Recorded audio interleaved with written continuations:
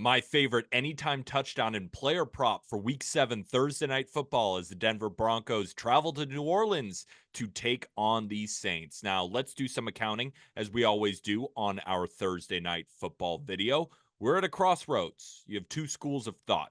You could buy low on me as I have 3 straight years of profit, but my total on the year is down 0.77 units. So a $100 unit better is down $77 taking all of my plays so far. You could buy low, or you could say never again, be on your way, and I wouldn't hold it against you, but I'm going to keep grinding. And maybe I'm biased because it's me, but I would buy stock in this channel.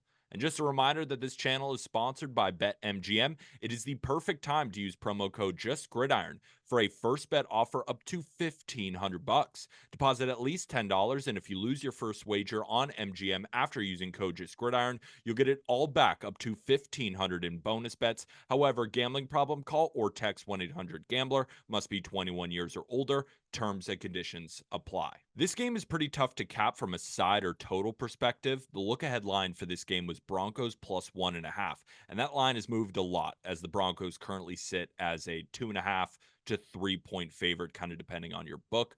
I think the move is warranted. Saints injury report is egregious. The total is very, very low, but it's likely low for a reason, as the Broncos should have a ton of success on defense against basically this second string New Orleans Saints offense. But with two rookies on a short week, I feel like turnovers could lead to some short fields, and it may end up going over when I kind of do like the under. I'm just going to stay away from the side or total, but let's get to the anytime touchdown bet and the player prop as well. Let's look at Bo Nix. His median rushing yards line this season is 25 yards, but his line is 24.5. So why? Well, the Saints do rank 10th in the NFL in rushing yards allowed to quarterbacks. The thing is, they've faced a really easy schedule of opposing quarterbacks when it comes to rushing the football. Bryce Young, Dak Prescott, Kirk Cousins, Patrick Mahomes, Baker Mayfield, Jalen Hurts, right? He's the only running quarterback they've faced this year who finished with 25 yards rushing.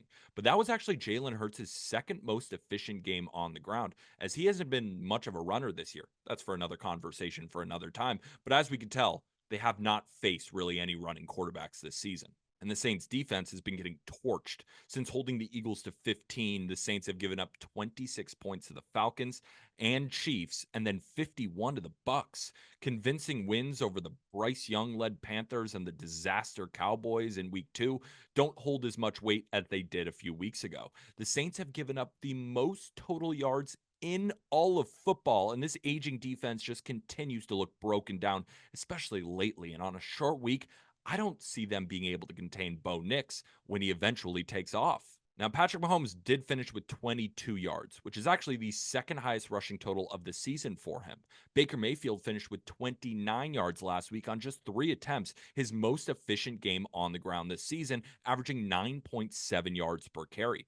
Funny enough, these two above average rushing games for these quarterbacks came when linebacker Pete Werner didn't play, and he's not going to suit up again for this one.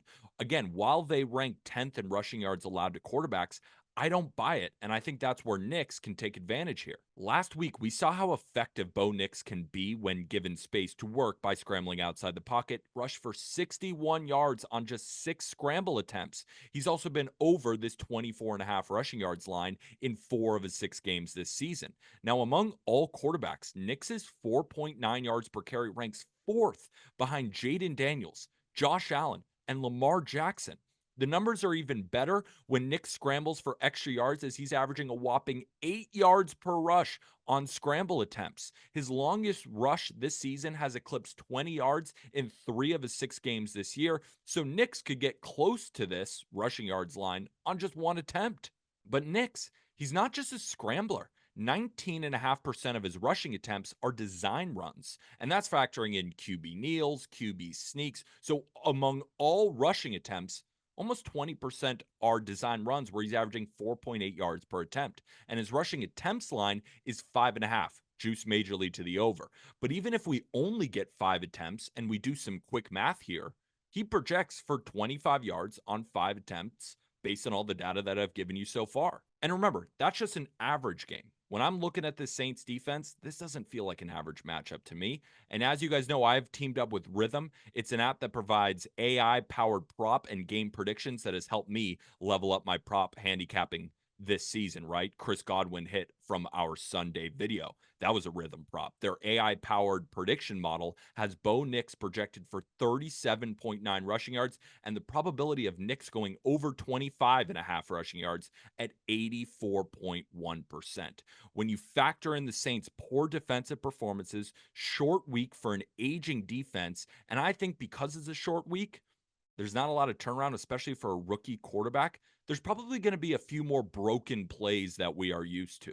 With Nix averaging over 6 rushing attempts per game, ability to create plays outside the pocket with his feet, few more broken plays than usual, which should lead to more scrambles. Their projection makes a ton of sense and is part of the reason why Bo Nix over 24.5 rushing yards is my best bet for Thursday Night Football. But I'm also going to throw a quarter unit on Bo Nix to get in the end zone anytime touchdown at plus 255. Nix has 3 of the 4 rushing touchdowns for the Broncos this year. He has 9 red zone attempts this season, more than Javonte Williams, more than Jaleel McLaughlin. He takes up 45% of the red zone rushing share this season, the most on the team.